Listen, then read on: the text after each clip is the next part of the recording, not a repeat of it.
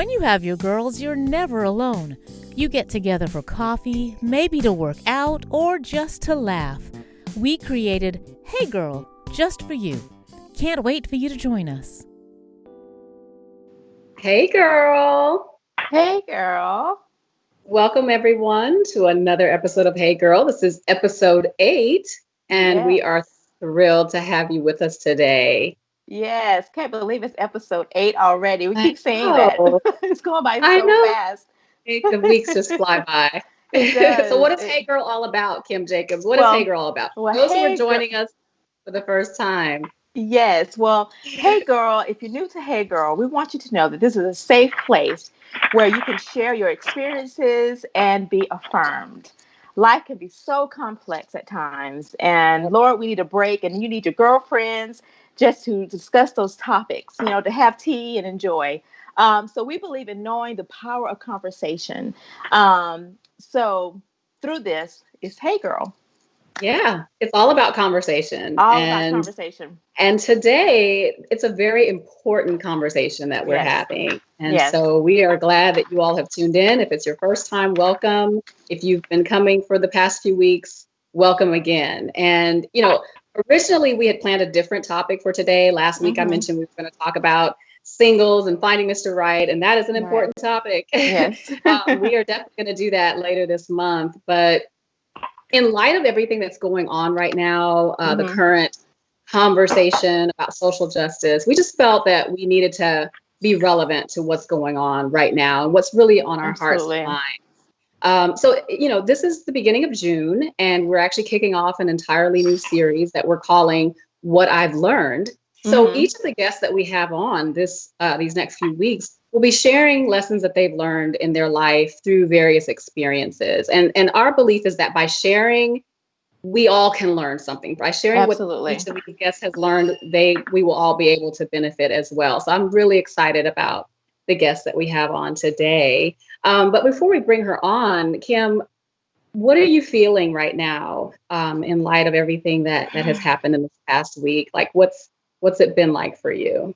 Wow. It's overwhelming. It is overwhelming. And I have to admit, I had to turn it off for like a day or Yeah, two just to kind of get my mind off of it because I kept yeah, just seeing the image and that rage in me just kept yeah, boiling and boiling and boiling.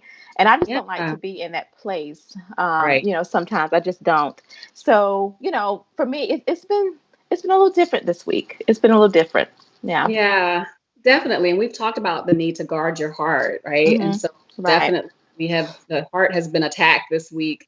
There's so much to pull on us. And at the same time, though, you can't completely ignore it. Right. And it's important for us to engage with this subject, and to consider how it has and perhaps could impact us personally. Even Right. though it's not my son or my father who was attacked or unfairly treated, Right. could be. And just knowing that, I think, is troublesome as well. Just, when we have sons, and we have brothers, and we have husbands, knowing that they, to some, look the same as every other, person, whether they're a criminal or not. And so that, I think, is troubling for sure. Um, Absolutely. so the goal of today's show, though, is not just to rehash the tragedies and devastation of the week. Certainly, there's been enough of that already. Right. But instead, today, I think it's important for us to talk about this difficult subject, but also to look at what now. Hmm. The protests can't go on forever. We're not going to march in the streets for the rest of our lives. That's not the point. At some point, we have to get back to life, and the question is, what will be different going forward? How will each of us be different going forward? And I think that Right. the goal for us today is to really kind of get to that in some way or another. Talk about what each of us might do differently now that this has been brought to our attention yet again. Right. Right. And with the show, like you said, we kind of changed the course of the show. And, we want to seem authentic with the times, the current things that's going on now. We also think that it's important to not you know, just talk in a vacuum. Yeah. we as Black women, we have our own fears of what's going on, but is it just us? Is it just Black women, or is it Right. just Black people that have their fears of this whole thing that's going on? As you can see in the news and everything, there's so much unity that's happening. Yes. And But that's encouraging. and that is so encouraging. Yeah. So certainly, we just want to keep that conversation going, even though it's happening now, and that is so great. We want to keep that conversation going. And so, how do the injustice that we witness impact those who aren't Black? That's the thing we Yeah. want to bring light of today. So certainly, one person, can't speak on behalf of the entire race.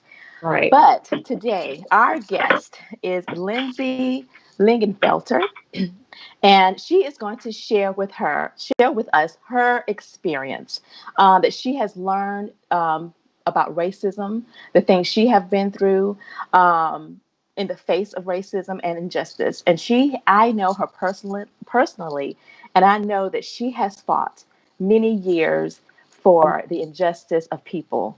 So I can't wait to talk to her today and to have that discussion. Yeah. So not just in the past, but also throughout her life, she has really made it her mantra to really focus on the injustice of people and racism. So, Well, without we're gonna further ado, yes, without further ado, let's welcome Lindsay. hi, Lindsay. Hi. Welcome. Thank you so much for joining us today. How Oh, are thank you you? so. I'm doing really well. The bar is so low these days on how well you're doing that I hope everybody understands when you say I'm doing good. They know, but I'm doing all Right. right. Yeah. Yes. Yeah, I Well, definitely get let me that. read before you start, Lindsay, a little short bio of her. And Lindsay is a wife and a mother of two children, and she's a small business owner and also a wonderful photographer. She's a serial nonprofit worker and returned Peace Corps volunteer. She and her beautiful family resides in Decatur, Alabama. So, Georgia. Okay, Georgia, great. Alabama, Georgia, Decatur, Georgia. Right. That's so funny. We have a Decatur, Alabama. I So know. That just rolled off. They're a little different. beautiful family.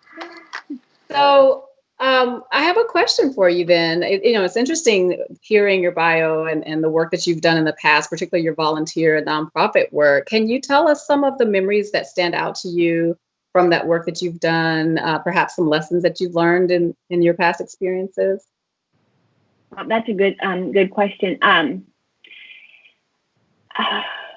have every job that I've had that wasn't my own business has been nonprofit, and somebody might argue that my business is still nonprofit, but um, it's just this calling I've had my entire life to just somehow work for others, and it's where I enjoy being. It's where I feel the most comfortable. It's what I understand, and so lessons that I've learned. There's so many.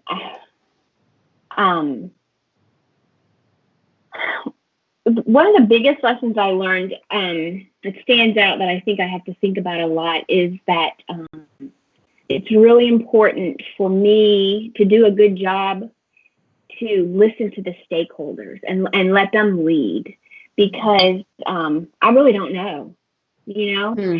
And so I had this funny story when I was a Peace Corps volunteer. I was in Romania, and we had 3 months of training, and they told us the whole 3 months, like, oh, you're here, you're going to help these people, you're going to save them, and they need you. And I was 27, and I was like, yeah, they need me, they need me.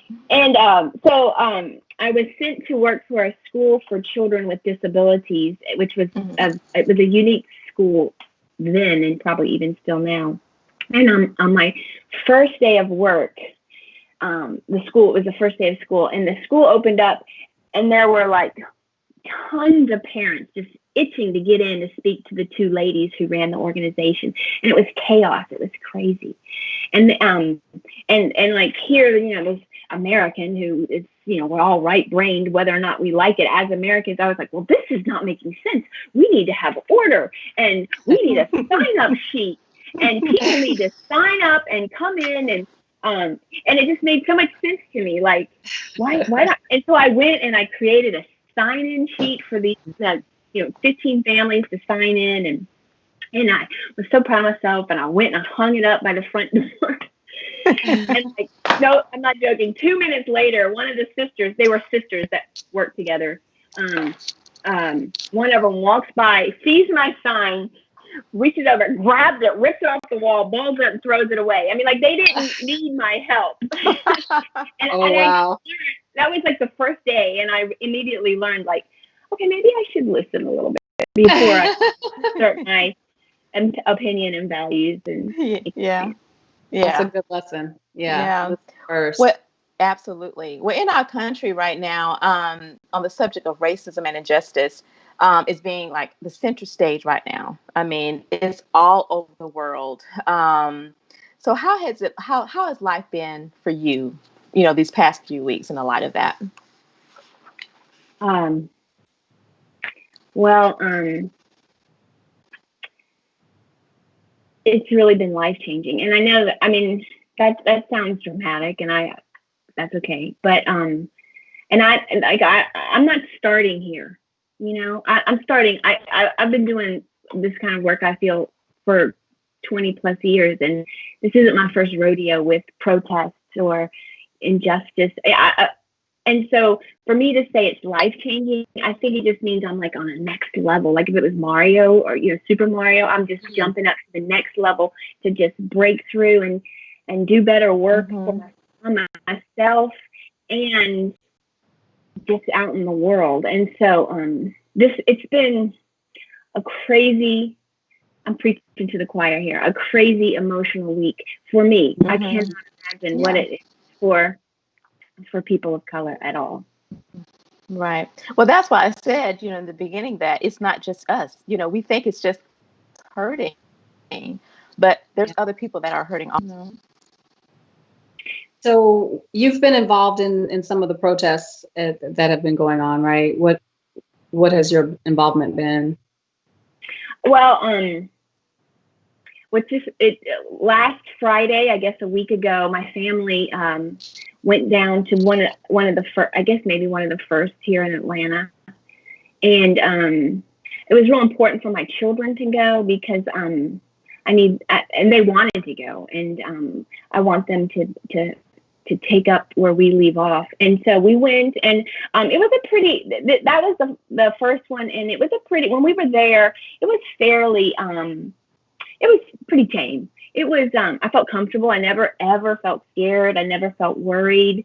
It was exciting. It was, honestly, it was pretty tame at that point. That evening is when it all escalated, and we weren't there, but when the police got heavily involved. So that one was pretty tame. And then on Monday, my son and I, he's 16, we wandered downtown. There was supposed to be a protest in front of the Capitol, and it was dying out when we got there. And so we were walking around because I'd seen all these military vehicles, and I just wanted to see them. And we happened upon the same protest that had moved. And from there, it escalated out of control, and out of control. I'm so glad that I was there for that, because now I feel like I have an inkling of what's going on. Like I see it completely different now. It's not just because the protesters were just doing their job. It was as peaceful as it should be, and it just escalated into 300 people being surrounded by militarized police and National Guard and the Department of Natural Resources. I thought that was kind of funny, but they brought everybody out. They weren't going to take it. And I'm so glad that was probably the one that really just riveted me, like just to see that that they're not playing. And this, if I may, while I was standing there, scared to death I had my camera, and my camera is like my weapon, not my weapon, but like my superhero. Yeah. Like that camera gives me permission to do a lot of stuff. People, Yeah. weird, see that camera and they think, oh, well, she can do that. Anyway, so it lets me go where I wouldn't go otherwise. Right. And so, I had my camera, and I just feel like it allowed me to document and see what I wouldn't have been able to see otherwise. And I'm so thankful. And it was oh no, I know what I was going to say. I was standing there, I was taking pictures. I'm literally toe to toe with these police, and I could see their eyes, and that's what I was able to humanize them. And the whole time I kept thinking, I was so scared. Yeah. And I kept thinking, Mayor Bottoms will not let them hurt us. Mayor Bottoms, she won't let them hurt us. Mm-hmm. And then I was, Police Chief Shields, she's not going to let them hurt us. They're going to scare us, but they're not going to hurt us. And that's how I kept rationalizing, like, we're going to be okay. I got rationally, you're going to be okay. And then I came home and crazy. And not an hour later, Donald Trump gave his speech and said and called for the protests to end, and if necessary, he would bring out the military, and he implored governors to do a better job. And from that moment on, I know that it's not the same safety net that was there before that. Right. He escalated it even higher. Absolutely. So I have a question.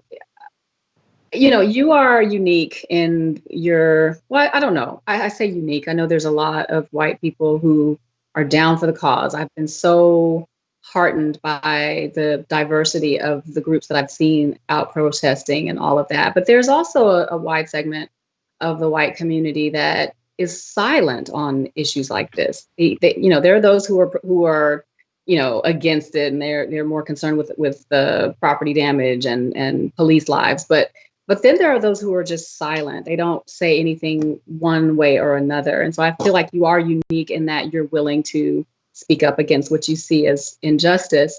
But I wonder if you have an opinion about the silent white community and why it is that many may be unwilling to do what you do, which is to speak up. Well, I mean,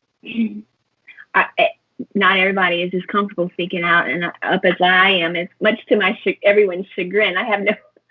I'm not afraid to speak my mind. And, that's a really good question. I don't really have the answer. And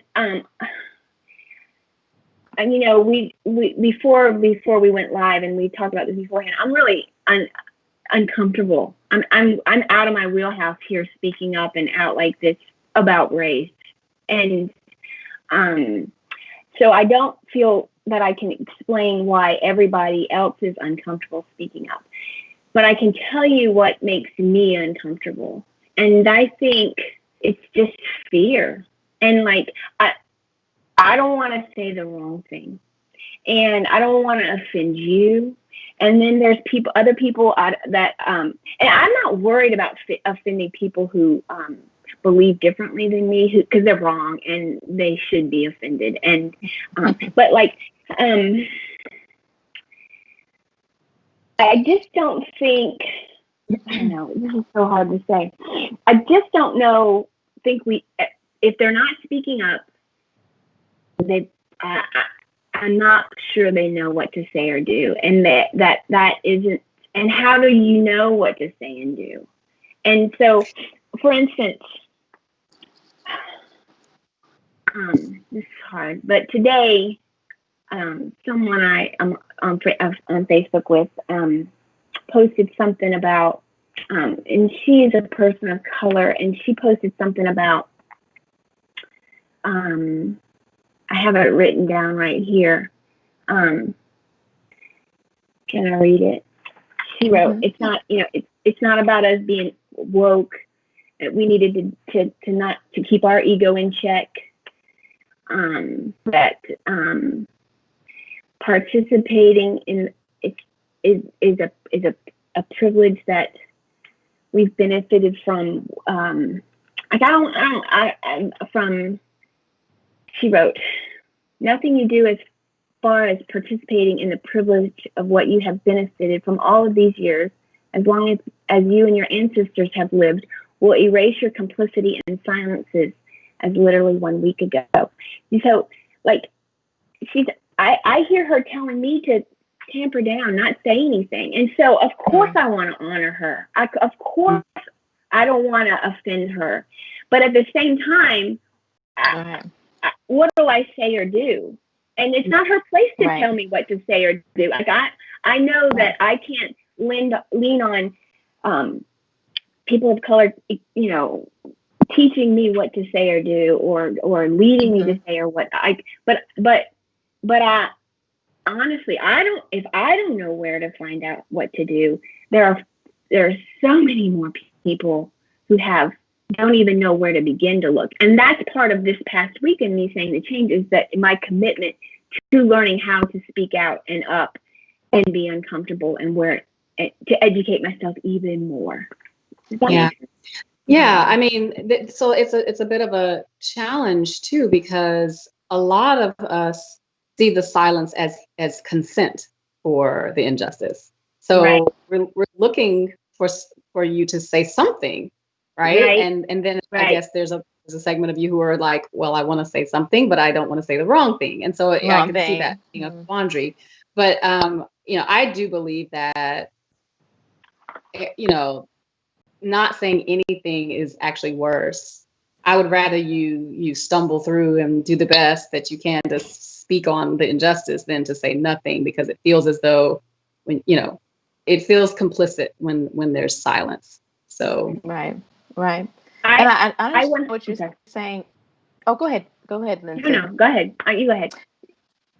No, it's funny you mentioned that, because I had a friend of mine who is also Caucasian. She's been posting, on her Facebook page, just in support, just posting, and I know her. But she also posted that someone of color, reprimanded her and said, hey, why are you posting all this stuff? You need to do more than just post.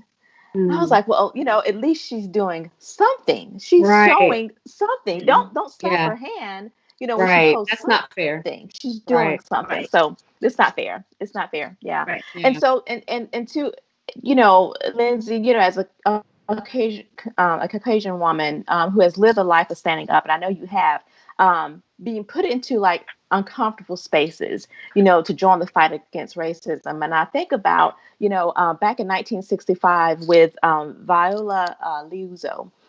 She was a mother and a wife that was from Detroit at the time, and she saw all the things that were happening in Selma, and she just had the urge and the courage to just do something, and she did, and she jumped in her car and drove from Detroit to Alabama, to Selma, Alabama, to participate in the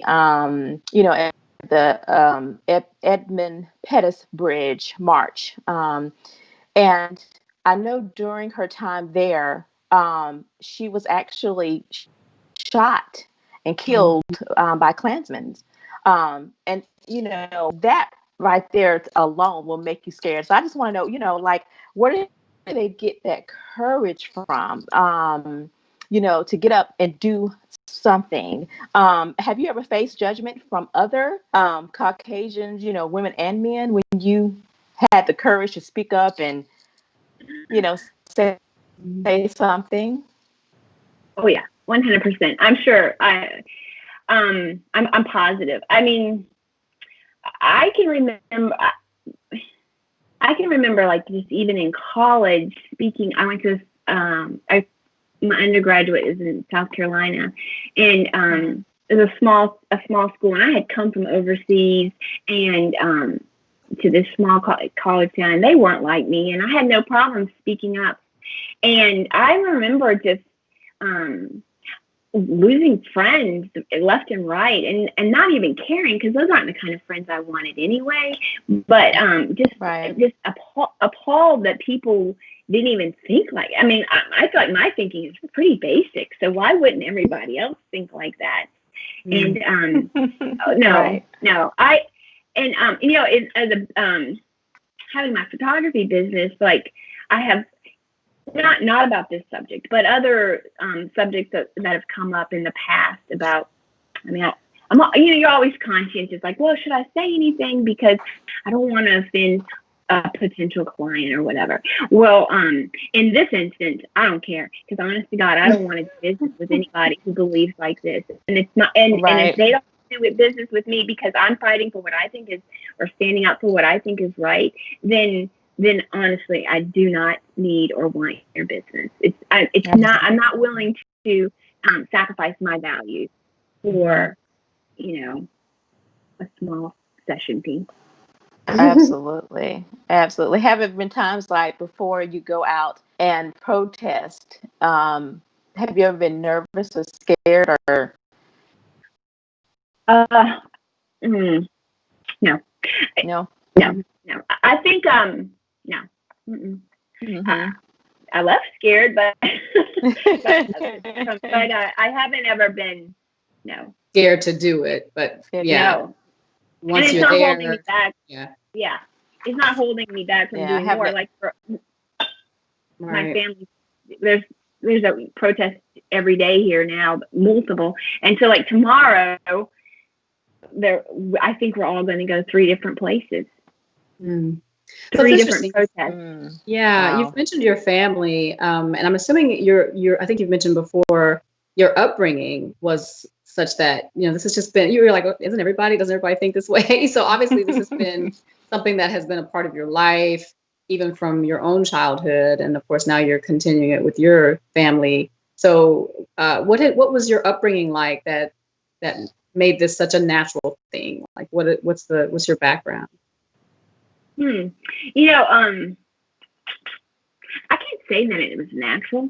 My parents, I feel like it was never an issue. We never talked about it in my family, and it never was talked about. A lot of things were never talked about, but it just was assumed that this was right. I was a military brat. My dad was in the Army, and I spent the majority of my childhood and young adult years overseas in Germany, and we lived on Army bases.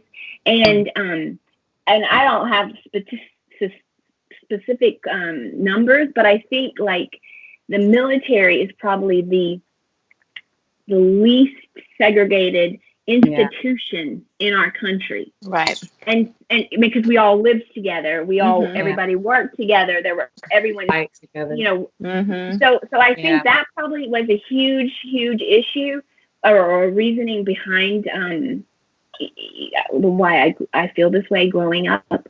I did spend there's 2.5 years in Huntsville in high school, and there was some things, negative things that I saw and had to work through, and thankfully my dad was stationed back overseas, and it just helped to like regroup and just see how ridiculous it was. Right. And I know a lot of people say that who are military families. Yeah. The diversity. And I know the background. I mean, your family is not just you, but it's your entire family, your mother, your parents, and your sisters. I mean, you have how many sisters, Lindsay? 4? 3. 4 Yeah, 3 or 4. Yes, 4 of you. And you all are just cute as a button, but you all have that same values. And I always said your parents did a good job. They're such loving people. And you guys adore them. I know you guys do. Yeah. We have some pretty good people. Yeah. So I want to also go back to the point about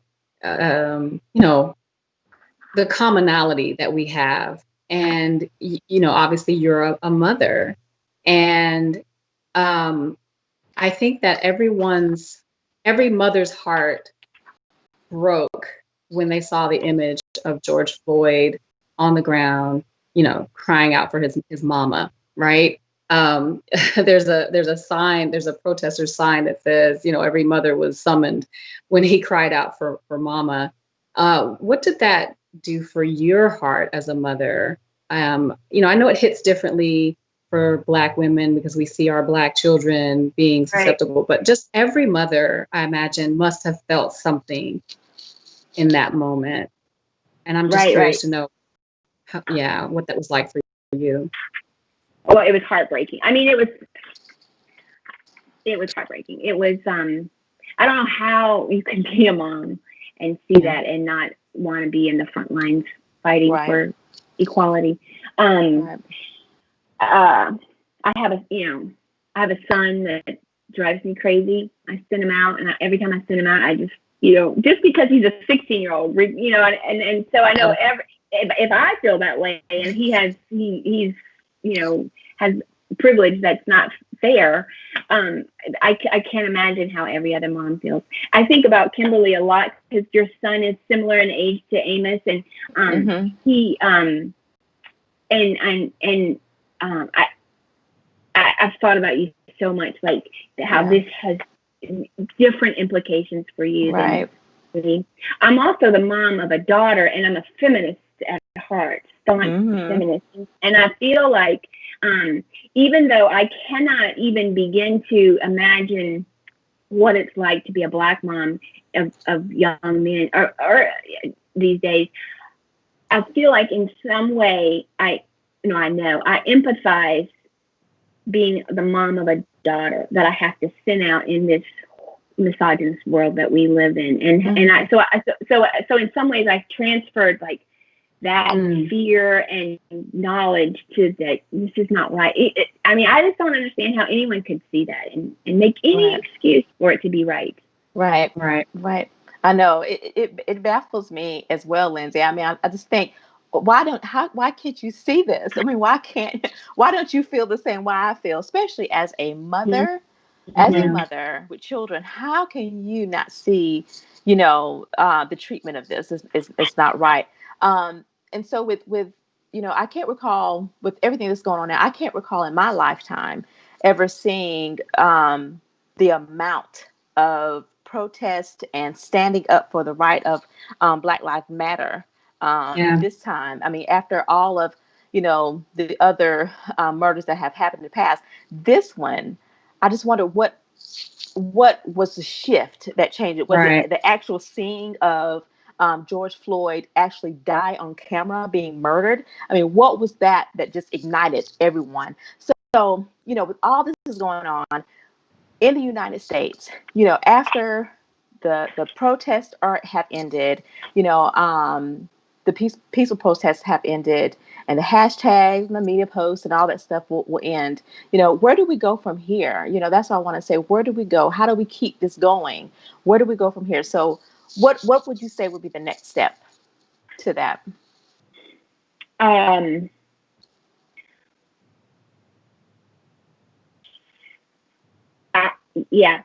don't think I feel sort of like doom and gloom right now. I don't feel like I feel that we're going to go back to where we were, because I think we're in such a unique time, not in a good way. Right. We have the pandemic, which is terrible. We have the protests and Black Lives Matter not issues, but going on now, and we have politics. We have a president who is inciting fear and anger, and I think that I think it's like, who knows what's coming up next? Right. Just when you think just when we normalize the pandemic, I just don't think there's anything that we can do other than personally. I mean, I made a commitment to myself. I spoke it out loud, and I was going to keep staying uncomfortable, which means doing stuff like this, which means speaking out more, which means educating myself about stuff. I tried to tell my husband this today, like, the system is stacked against people of color, obviously. But at the same time, it still negatively affects. I hope I say this as well as I thought it. It still negatively affects folks like me because I mean I was taught stuff, and I don't know, we don't always just naturally question what we're taught. We're not, and it's until things like this happen that we start thinking, well, wait a minute. Well, I wasn't ever taught about the Tulsa riots. Never. I mean, how do I not know about this? Right. And I mean, I take the responsibility for not knowing about it, but at the same time, I don't think we can see the trees through the forest, and that's, I don't know. So that's my commitment, is to stay uncomfortable, to keep learning and keep trying. And then, and this sounds, useless, but I think everybody has to vote. Yes. Get out the vote and make things change systemically. That's the only, we have to vote out people in office who are doing everything they can do to prevent change. And it starts at the local level and it goes all the way up to the top, to the presidency. So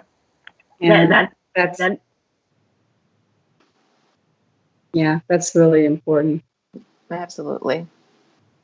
Go ahead, Kim. I'm sorry.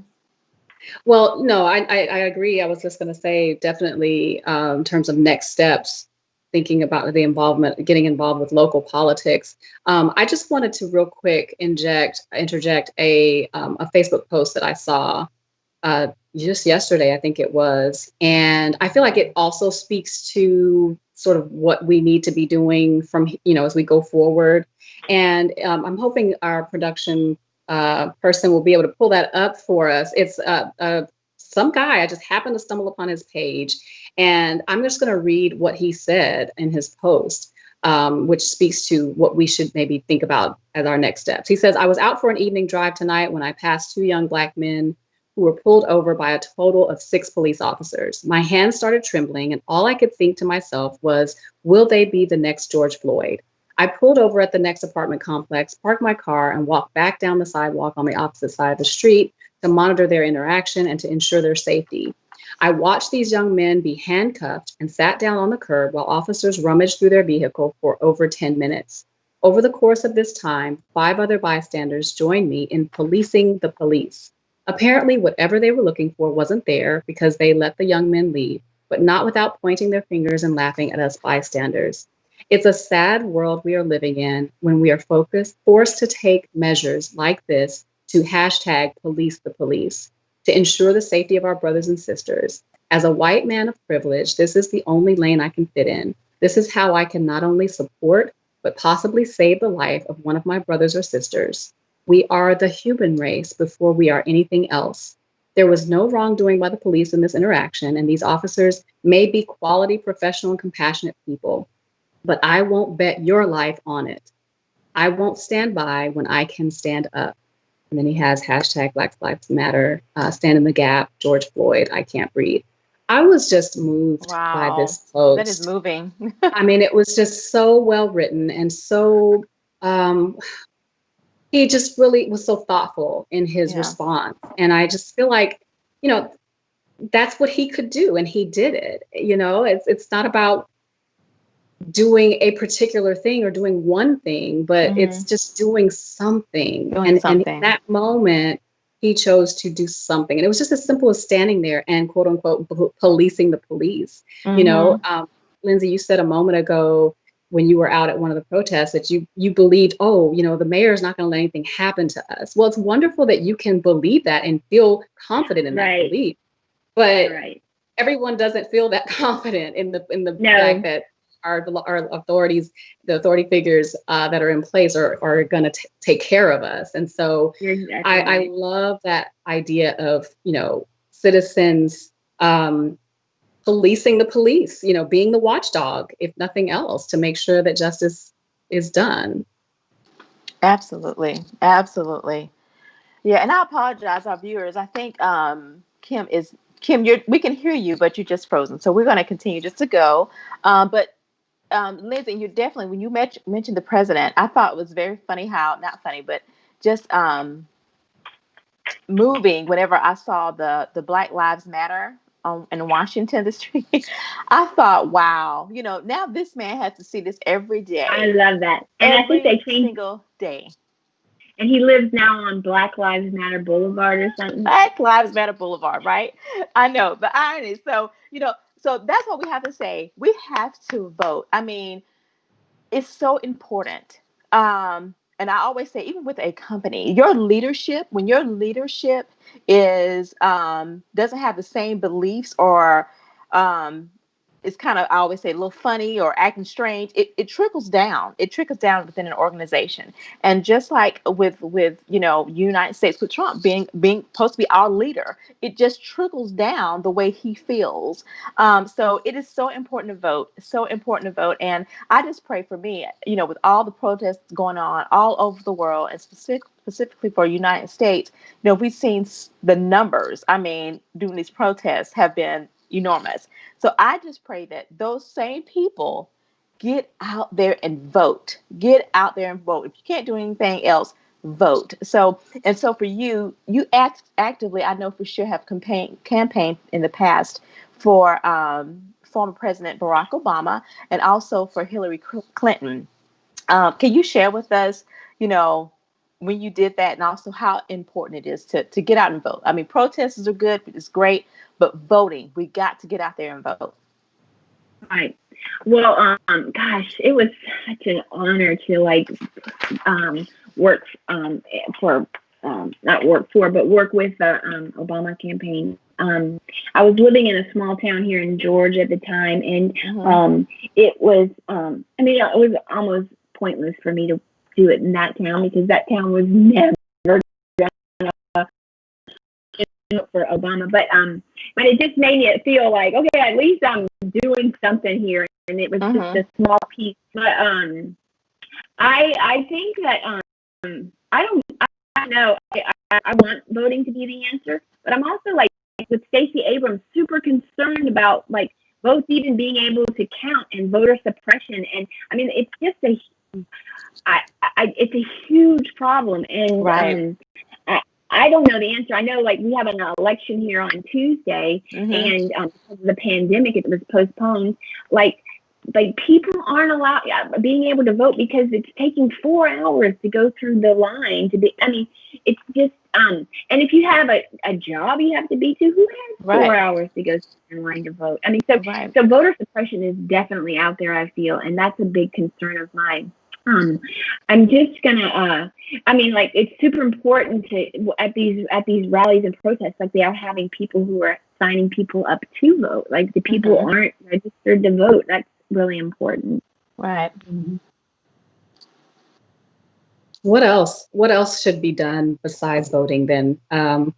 Is there anything else that just the average citizen should, do differently going forward? Speak up. It bugs me that people don't speak up. But what I wonder, if I could ask y'all a question,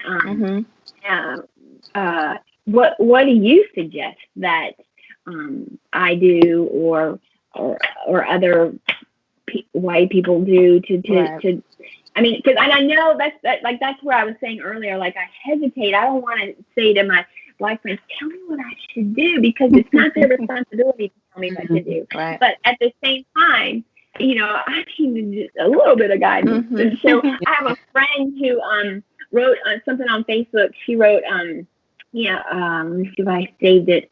She said, what I don't think people understand is Black people don't know what the solution is, because we didn't create the problem. So looking to us for answers is tiring and ridiculous. And when I read that, my mind went, put you, right? Oh, yeah. Yes. I was like, right. Oh man, and because I wish I had the answers, so hopefully in the conversation together, I can figure out what I can do to be most productive. And so I don't know if you don't mind me leaning on you. No, absolutely not. Yeah. Well, for me, I think what you're doing now, for me, this is just for me, what you're doing now and what you have been doing, Mhm. that to me is enough. I mean, I can honestly say you have protested, you have campaigned more than I have, and I'm a Black woman, so you are doing what you need to do, just for me and for any other white person, just see me as a woman of color, number one, which you do, but also see me as a human being and as your sister, because if the roles were reversed, I would be there for you, fighting for you as well. So that was Yeah, my answer. yeah, definitely. I think definitely seeing our color. Like I hate when white people say, "Oh, I don't even see color." Well, that's probably You not do. true. Yeah. I see your colors, and you Right. probably see mine, and that's okay because we're unique, and God made each of us very different. Absolutely. But not allowing that difference to make you afraid or cause you to distance yourself from me, because I think that the more we are at a distance from one another, the less we are able to see each other as human. It's Mm-hmm. easy then to assume things about the other, and that goes for both sides, right? I think that intentional connection and interaction and involvement will help to make it a natural thing to come Mm-hmm. to one another's defense, because we see them as humans, not as a particular group or category, but as individuals who are as much are more like me than different from me. And then if you see someone being harmed or hurt or treated unfairly, Mm-hmm. you will naturally have a particular reaction because you will identify with them in the fact that they are human and that they are being Absolutely. treated unfairly, right? So I think that is the first step in knowing what to do next, is first acknowledging that this person is a human and I am a human, and we have probably more in common than not in common. And so Right. closing the gap between your daily life experiences, Mm-hmm. I think is a first step. And the reality is that because of the feeling of uncomfortableness, I think that we intentionally segregate ourselves, right? We go to Absolutely. different churches. We live in different neighborhoods. If we get too many neighbors that don't look like us, we're out of there. So those are the little ways that we can say, you know what, unless these individuals that I'm interacting with are harming me in some way, I'm going to stay and I'm going to Right. engage. I'm going to get to know them because they're humans. Right. Right. Absolutely right. We have some questions, and mine have just been popping up. I don't know if you all have been seeing them, but we I have some. was wondering because I couldn't see them. I'm glad you can. Yeah. So we're going to go to one of those questions. Question is, why do you think Floyd's murder initiated this international response? We've seen many others die by the hands of those authorities, of those in authority. Why now? I don't know if anyone wants to answer that. For me, I think it was just, like I said before, just actually seeing when I saw him on that ground with this cop on his neck, I could only see my son. And I think that resonated with a lot of people. I mean, it changed the game for a lot of people. It's like, wait a minute. Yeah. Black lives, it's not always all lives matter anymore. No, no, no. It is Black lives matter. They have to Yeah. matter. So I think for me that Right. was, yeah, that switched the game for me, for Yeah. everyone. Definitely those images, you can't deny what you see. Hmm. And I just want to jump in real quick, and I want Lindsay to answer your question as well. But can I just go ahead and say, even though I feel like I don't need to say this, I'm going to say it, that by saying Black Lives Matter, we are not saying they are the only ones that matter. I feel like the Right. response of, well, all lives matter. No one's Right. saying No one's saying that that. Black lives are the only lives that matter. We're Hmm. asking everyone to acknowledge that lives matter too, Right. right? And the fact that a man can put his knee on the neck of another and nonchalantly stay there as though he was doing nothing wrong, but maybe smashing a bug under his leg, Yeah. says that there's a mindset that this is not someone who matters. And Right. so we're asking people to acknowledge that we do matter. yes, all lives matter. And that's why we want Black lives to be included in the all. Right. So just needed to say that. When I've reached a point where if someone rebuts back with no, all lives matter, in my head I immediately go racist, and like it just a sign pops up racist, and I can't, and you know what, I'm not going to convince them otherwise. And I heard this woman speak, and she her name is Ijoma Olo, and she, like, I heard her speaking, and she said, you know what, I'm done with those people, and you can be, she gave permission for us to be, we're not going to convince, if you're going to tell me why all lives matter, I'm not going to convince you otherwise. Right. And so she's like, work on something that's more important, that's going to save lives. And that was so freeing to me to hear her say this to me, because, not to me, but because it just, let's really, I can't change your mind. I'm gonna go do something that I can do productive. But the fact about this, two things is about this killing is because a friend of mine said what she felt like made it worse was that he used his body to kill George Floyd. He didn't use a gun. He didn't use a car. He used his physical body to kill him. And that somehow just made it like even more real, like it even more personal. And so that's huge. It was videotaped. We saw that because at the same time, it really, I'm so perplexed, and I know it's a big question out there right now. Like Breonna Taylor shot 8 times in her bedroom. Why aren't we as mad about that as we? And is it because she's a woman, or what we didn't videotape it? What is it? So like it's so interesting. Like why this one killing has ignited all, and it's probably because it was all 3 of those, and I'm sure more that we don't even know about. Ahmaud Arbery and Breonna Taylor and then George Floyd. It's like a trifecta. Plus then we have the pandemic, and I don't know, but it's I watched his funeral, and it was so moving, and I just feel like his daughter. What did his daughter said? My daddy's a hero, or something like that. And I'm sorry that he is, but I think it's just ignited. It just ignited this movement. Not ignited it, but maybe reignited it. Or Yeah, because there's been others that were videotaped too. I mean, I don't know that we can say that it was this one was so different, but I guess it reignited, and he has become yet another symbol of the systemic problem. Yeah. And you can just add his name to the long list, unfortunately. Absolutely. And there was another question. Oh, go ahead. I'm sorry. I was going to go just on one more question. I know we run out of time, but there was a question about, or a statement maybe, the NFL just apologized. I don't know if you all saw that, about, or rather the president or the commissioner of the NFL. I wonder too, why now? Is it a profit keeping reason, or is it literally sincere, the apologies?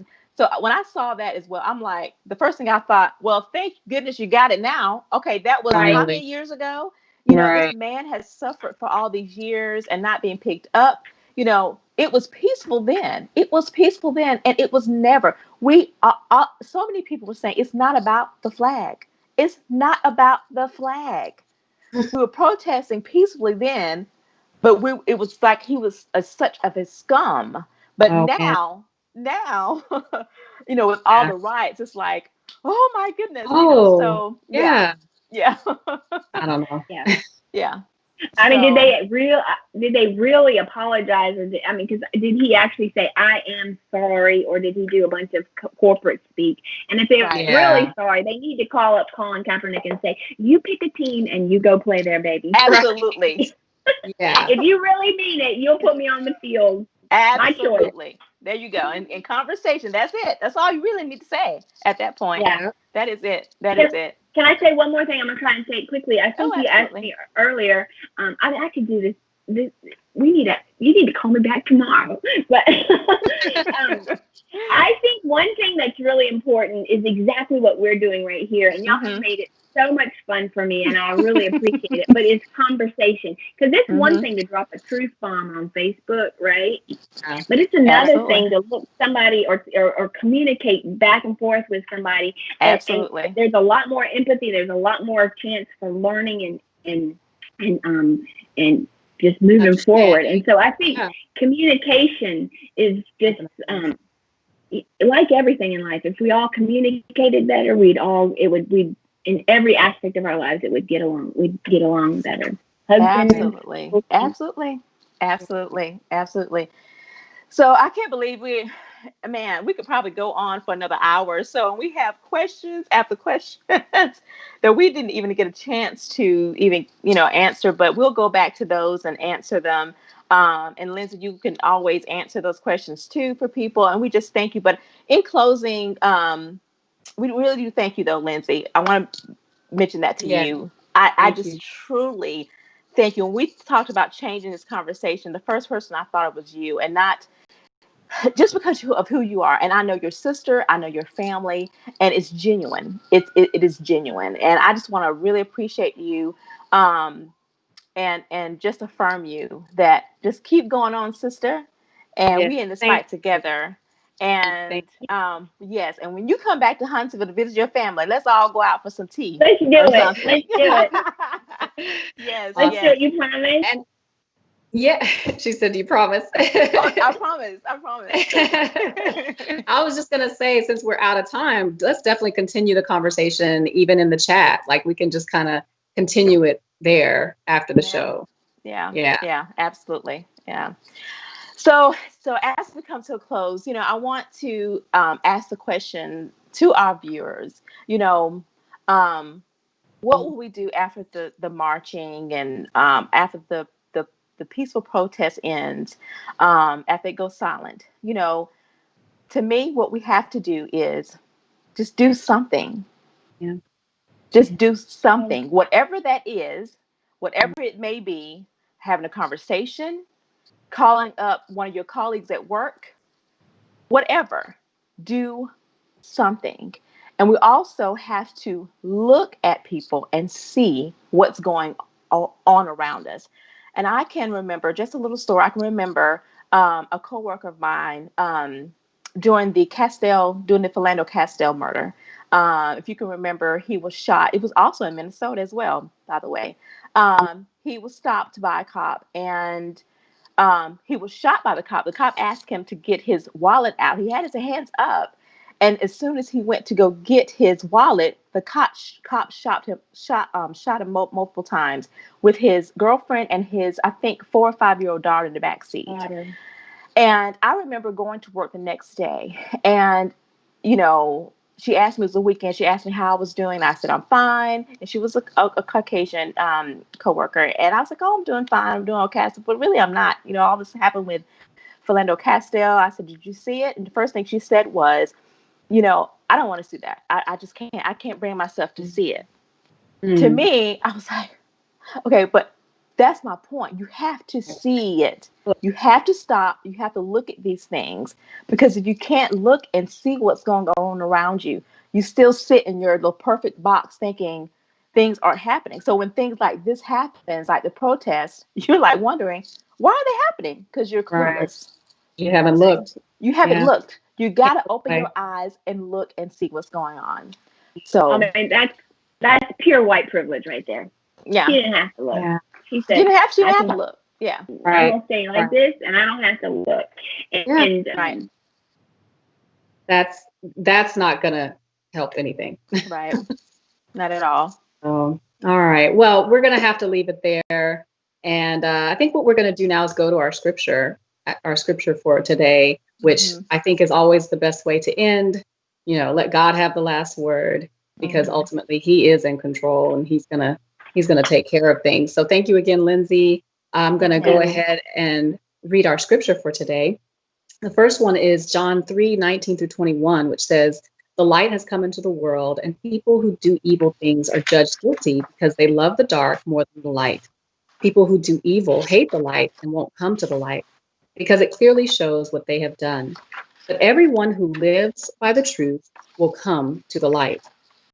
1 John 4:7-8 says, "My dear friends, we must love each other. Love comes from God, and when we love each other, it shows we have been given life, given new life. We are now God's children, and we know him. God is love, and anyone who doesn't love others has never known him." And then 1 John 4:19 says, "No one has ever seen God, but if we love each other, God lives in us, and his love is truly in our hearts." And then finally, my favorite verse, Amos 5:24 says, "But let justice roll on like a river, righteousness like a never failing stream." Yes, So, yes. And I must say, when we usually share these scriptures with our guest. And I want to say that when we shared it with Lindsay, she responded and said, yeah, "I looked at that flyer for this week show and was blown away by the Bible quote. For the Bible of Amos, my son's name is Amos, yes, uh, that's perfect. because of that book, Amos Awesome. being the prophet during times of peace." I thought that was amazing to Good. share. Yeah, very good. Well, Yeah. thank you to Lindsay for sharing what she Thank has you. learned. As we said this month, it's all about what I've learned. And we have Mhm. several shows coming up in the next few weeks that's all about the lessons that we've learned in different areas of our lives. Next week, we're going to be talking to some graduating seniors. And then we have another guest coming after that who's going to talk about her mission and work as a woman in a very male dominated field. So looking forward to that. And then we are going to get to Mr. Right, finding Mr. Right at the end of the month too, and find out what we can learn about that. But we are definitely out of time. So we are going to have to Yes. say goodbye to you. Thank you again for joining us. Definitely join us after the show for the conversation on the chat. And we'll keep it going and look Yes. forward to seeing you next week. Yes. And in the meantime, as always, remember that we're your girls. I'm Kim with an E. And I'm Kim with an I. Until next time. Bye. Thank you. Hey girl, thanks for joining us for this very important conversation. We hope you'll come back next week. All this month, our theme is What I've Learned. And if you want to learn something, be sure to join us.